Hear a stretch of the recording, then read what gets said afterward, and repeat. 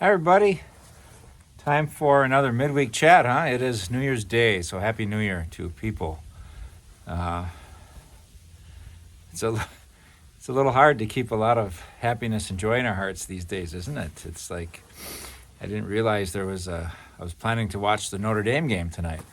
Yeah, the Sugar Bowl in New Orleans, and that's got canceled, postponed because of the terrorist attack in New Orleans on Bourbon Street with a truck. I just watched about 5 minutes of the news and read a little bit about it, but apparently an American from Texas, 42 years old, driving his pickup truck with an ISIS flag. I don't know. So we hold that. Last night we talked about how Mary, at the Vigil Mass for today's Holy Day, Mary, Mother of God, how Mary held all these things in her heart. She's known as, among many, many titles, Our Lady of Sorrows. And I don't know, we had I didn't bring it out. I had a sheet inside. I was going to mention but basically we had a little exercise where we tried to hold in our heart the things of people that we know and love, people that are far away, things that have been really full of grace and goodness in our lives, and people that we know in the last year, as well as some really hard things and suffering in our world. People that we know, people that we don't, people in war-torn countries like Gaza, Ukraine. And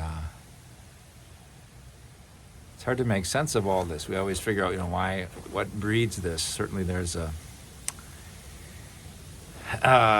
lack of unity in our world, to say the least, and it seems like leadership hasn't been able to inspire unity like maybe it once did, and more often fuels division. So I do think more and more that it's sad to say, and maybe I mentioned this on a chat before, but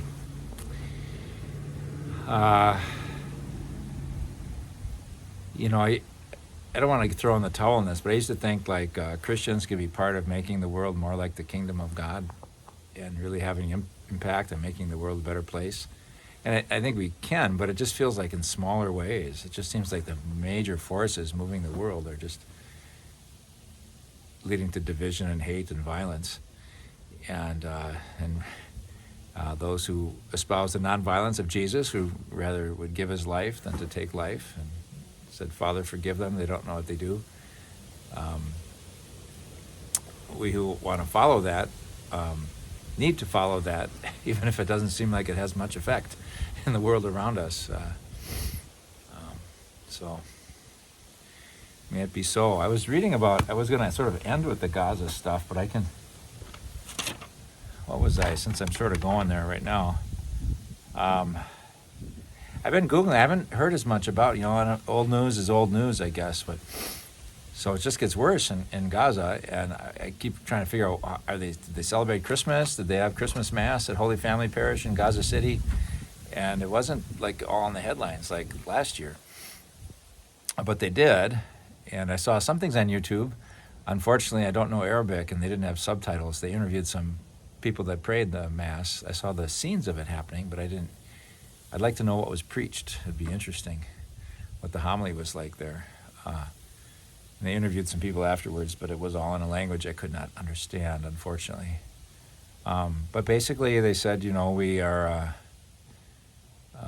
reporters that they celebrated Christmas, but just pretty much the religious rituals, no parties, and there was a somber mood in church. And how could there not be?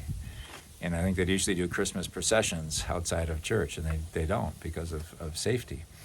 And just a few days before, there were bombings and children were killed. The Pope said about that war recently, he goes, this is when he heard about the most recent children's deaths through the bombings. He said, this is cruelty, this is not war. I want to say this because it touches the heart. And there's a real question, the Latin Patriarch in Jerusalem has encouraged Gazans to be steadfast and stay. You don't want to see all the Christians in Gaza gone. you want to be able to have a Christian. I say you, but I mean, it's certainly a desire of the church, I think, and that they have a Christian presence everywhere. And there's just a beautiful Christian presence in Gaza, very small. I think there's about 800 maybe to 1,000. And you certainly can't blame anybody from emigrating. And the Israeli army is trying to facilitate people, Christians, to leave Gaza. And some said, we really at first were saying that we wanted to be able to stay. This is our home. We want to don't want to leave our home. We want to be a Christian presence here in Gaza. And but now I feel like I got to look out for my children, and so some are leaving. And that's been true throughout the Holy Land, Christians in the West Bank emigrating away from the Holy Land. And the fear is that the churches, they call it the living stones, that Christians that live in the Holy Land. So when you go there, the churches aren't just museums.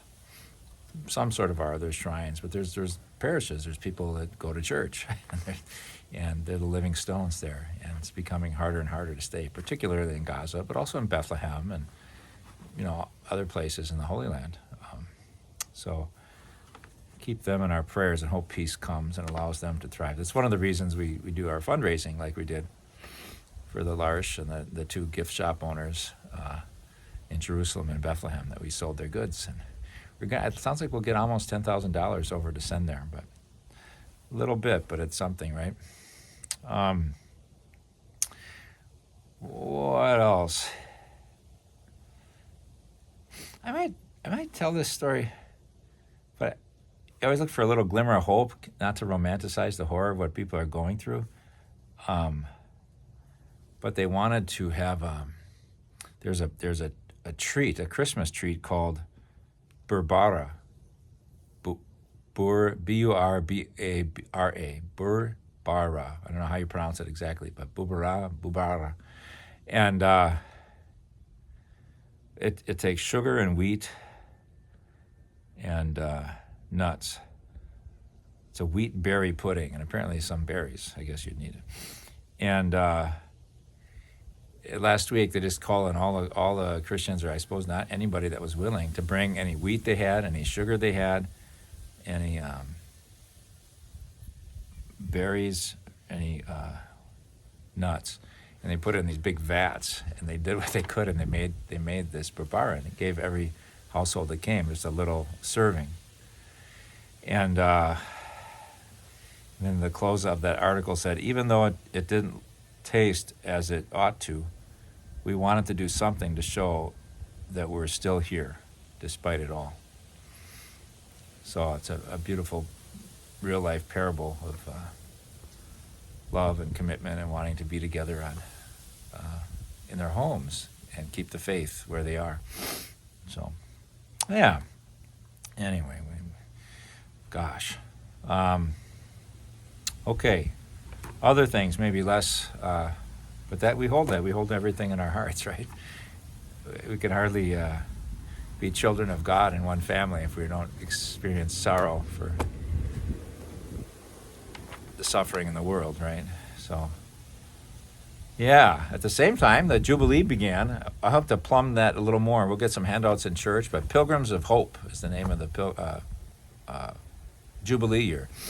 So, I think someone just asked me, so what's the big deal? How's it going to make a difference in my life, the Jubilee year? Well, maybe if you have a good pastor, I'll try. I didn't mean to put it. If I can do my job, maybe in the staff, we can sort of emphasize hope. What is it to live with hope, to be pilgrims of hope? We'll get some information out from like an international group about the meaning of the Jubilee. That'll say it better. Probably try to insert it in a bulletin soon. So that's good. Boy, I have just different things here. I was going to bring something else with me to read. You know where I am, right? This is church. I was going to go, but I haven't been to the water in a long time. I was going to go down to the water and do the chat, but got a little late. It's getting dark. Days are getting longer, though.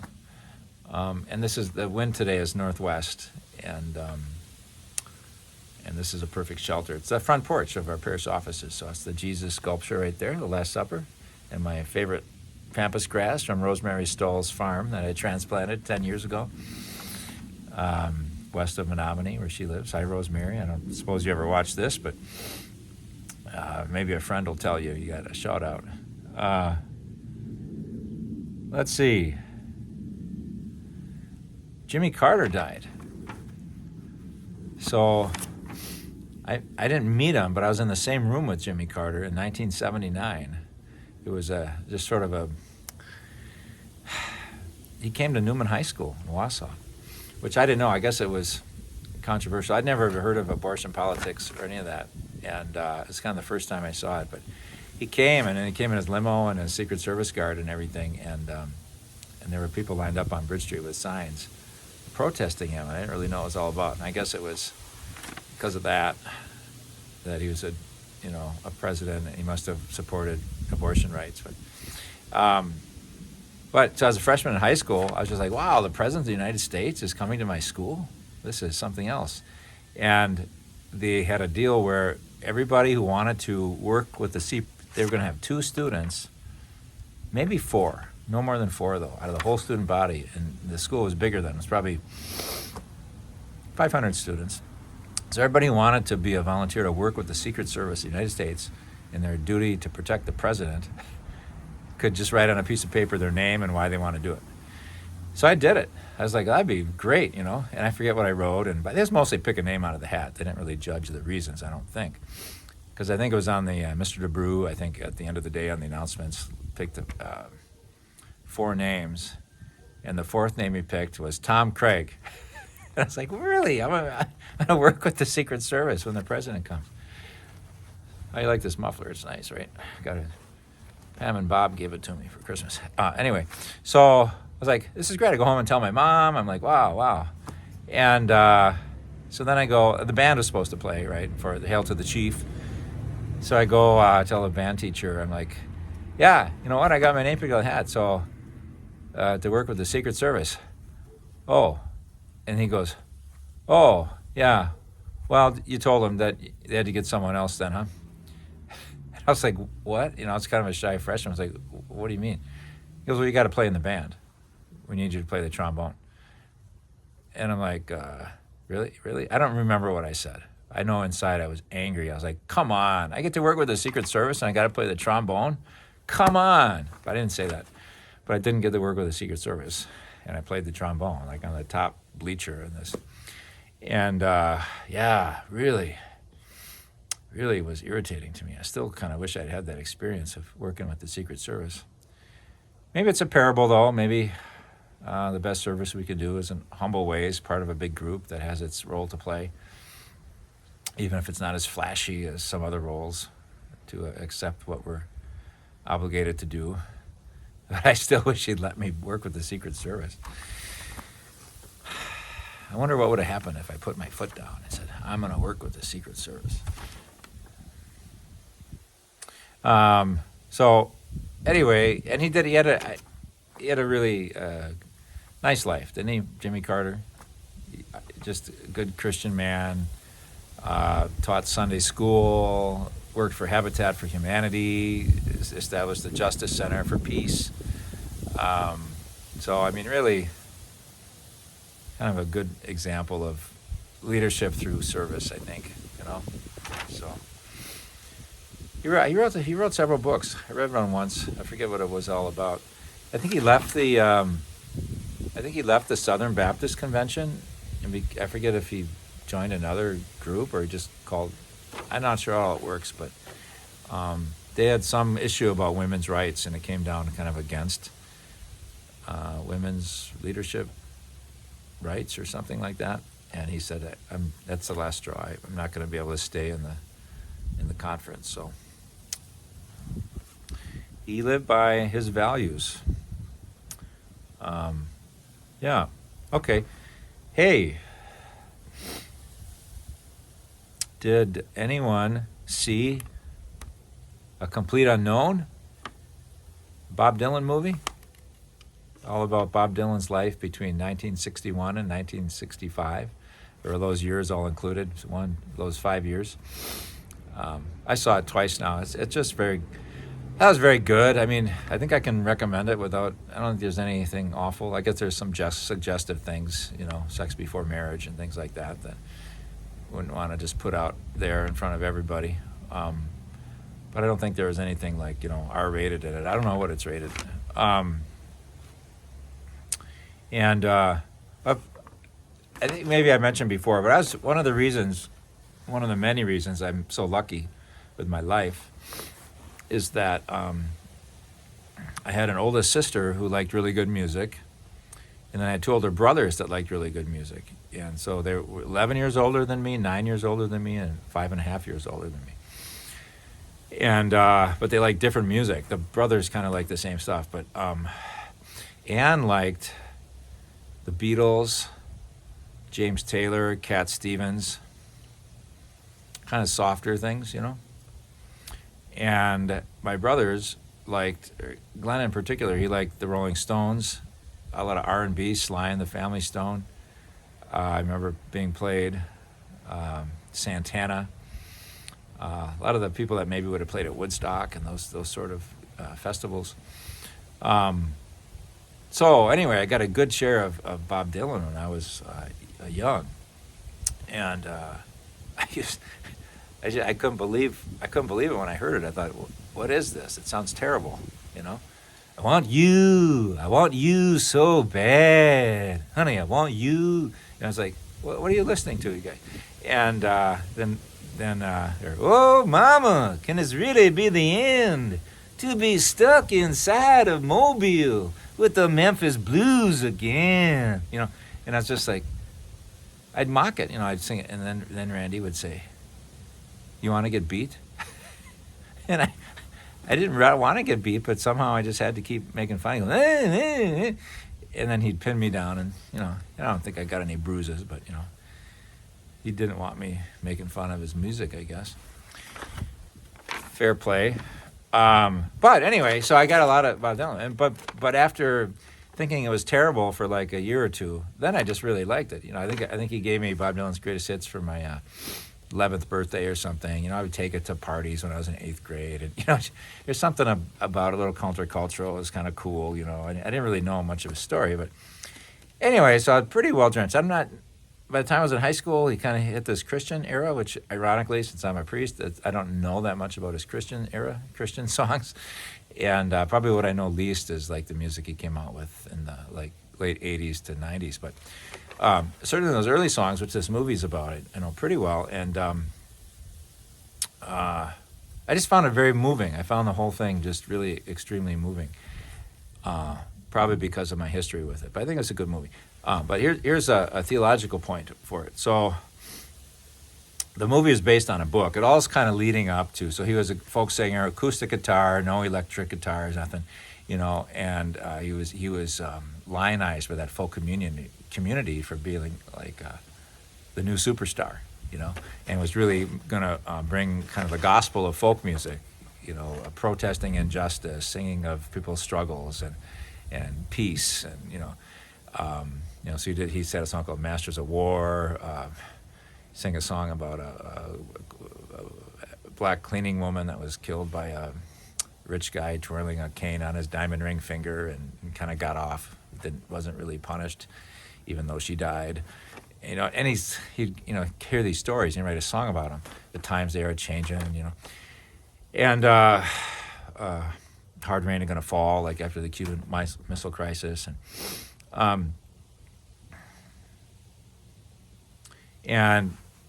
and then he was at this Newport Folk Festival, and he started changing. He was evolving, and he kind of liked some of the electric music, and they were just begging him at the 65 Folk Festival, don't bring your electric guitar, don't plug in, because this is purity, this is the gospel of folk, I gotta say, it wasn't a real inspiring movie to me in that way. I didn't necessarily admire him personally, but I respect his journey and authenticity and his quest for freedom and his vision, So anyway, and plus Joan Baez was in love with him, I guess. us. And then he walked away from that. That wasn't so much in the movie, but that always just puzzled me. I'm a romantic at heart, you know. But so the he does it though, you know. So instead of bringing out his acoustic guitar and playing "The Times They Are Changing" at that folk festival, he brings out the electric guitar, plugs in, and they just kind of start riffing this electric song. I ain't gonna work on Maggie's farm no more, you know. And I'm like, I just know if I was out there, I wouldn't have liked it. I don't think I would have been the chorus of booers, or maybe if everybody was booing, maybe I would have caught that awful mob mentality and joined in. But they started booing him, right, and throwing stuff on the stage in protest. And then the second song he sings is Like a Rolling Stone, and I probably would have been in the same because it was all this kind of electrics. And but it ends up, what's my favorite song? What's been my favorite song probably for the last 20 years? Like a Rolling Stone. But at the time, I probably would have been booing it. So there's some truth there, some Paschal mystery, dying and rising, you know. What maybe we would condemn because it's different ends up being our salvation. Like Jesus. They condemn Jesus, crucify him, and yet he saved them, you know. So I haven't worked all that out, but you know what I mean? Isn't that funny? I just thought, boy, I would have booed that guy, and here he was so great and my favorite song. Oh, man. Yeah. So I saw something a little, I don't know, it was a little creepy. I was going on YouTube, and it said Taylor Swift sings, I forget the name of it, like Jesus is Lord. And I'm like, really? And it said 2 weeks old, and I'm like, I don't follow her closely, but I don't think of her as like a religious person or promoting Christianity, or which is okay. I don't look to entertainers to do that for me. But yeah, I said, well, that's interesting. So I play it, you know, I hit the thing, and it's Taylor Swift. It looks like Taylor Swift, and she's singing, you know, and it seemed a little off. It didn't seem quite as polished as videos I've seen of her, but and then I look at the comments, and it said, it's scary what AI can do these days. I'm like, oh man, this is AI. They got an image that looks like her and kind of sounds like her, singing all these Jesus lyrics. And I thought, man, didn't seem right. It sounded like somebody's really just wanting to spread the good news by any means to deceive Swifties. Does the end justify the means? Typically, in our tradition, we say no. But anyway, what else we got here? I was going to read a few passages from this Marty Crow book. 2024 Highlights in Religion. I just read top 10. It's from a French source, so I did. But some are sad, some are hard. Like Nicaragua exiled a bishop that was critical of the government and made him leave the country. And he exiled him to Rome, I think, along with 17 priests. He's made a lot of, this is Daniel Ortega, he's made a lot of Christians, nuns, sisters, leave the country and go back to their mother houses in other countries. So that's kind of big deal. I guess China's, you know, known for not a lot of religious freedom too. But no, it's not so far from the U.S. and it's like, gosh. So that's a big news item, that lack of freedom of religion in Nicaragua. Ukraine, earlier the year, they banned the Ukrainian Orthodox Church with affiliation to Moscow. So there's a Ukrainian Orthodox Church that's based in Ukraine, which is a more recent, actually, establishment, I think, in the last 25 years or so. But there's also the Ukrainian Orthodox Church, Moscow, with what do you call it? An allegiance to the Patriarch in Moscow. And they said that's illegal. You can't be that in Ukraine anymore. And even the Pope said, hey, wait a minute, that seems like you're getting in the way of religious freedom. So that's kind of a big deal.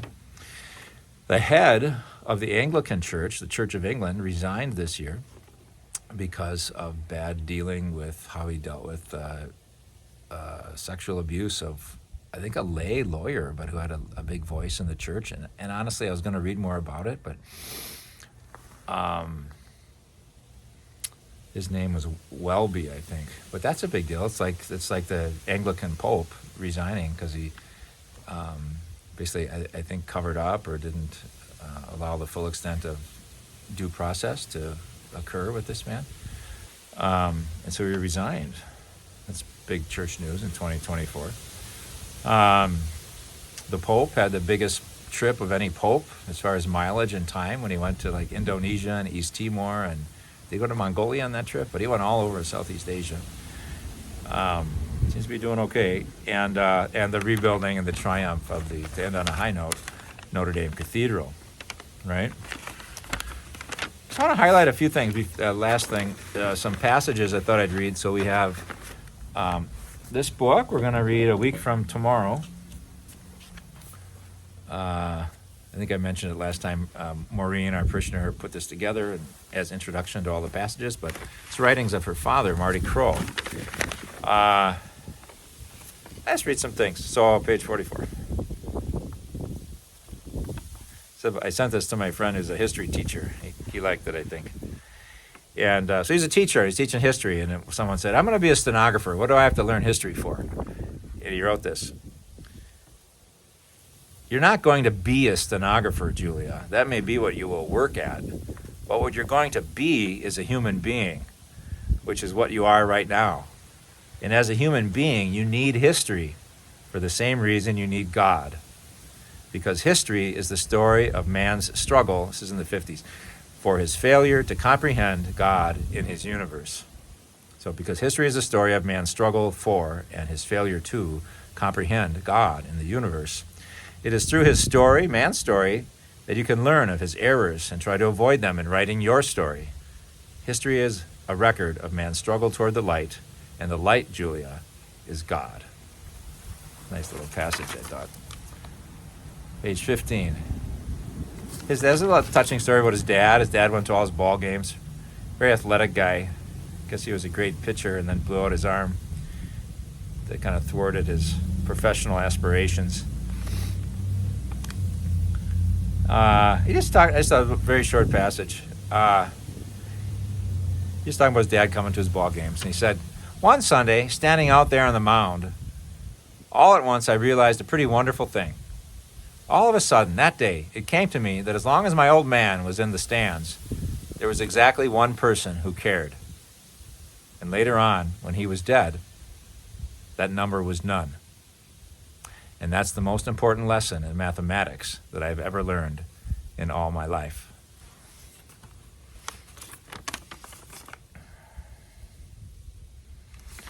Some toward the back.